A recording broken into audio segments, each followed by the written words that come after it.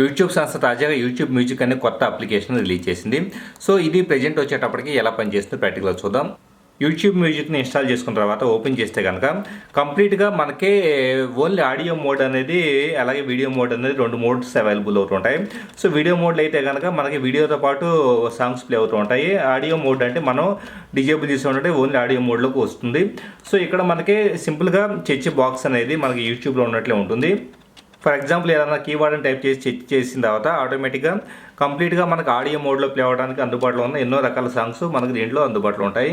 For example ఏదైనా album మనం open చేసిన తర్వాత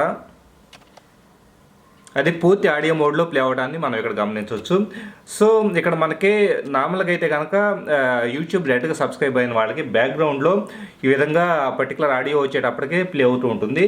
అంటే మన అప్లికేషన్ ఉండగానే ఈ పర్టికులర్ అప్లికేషన్ నోటిఫికేషన్ బార్లో రన్ అవుతూ ఉంటుంది.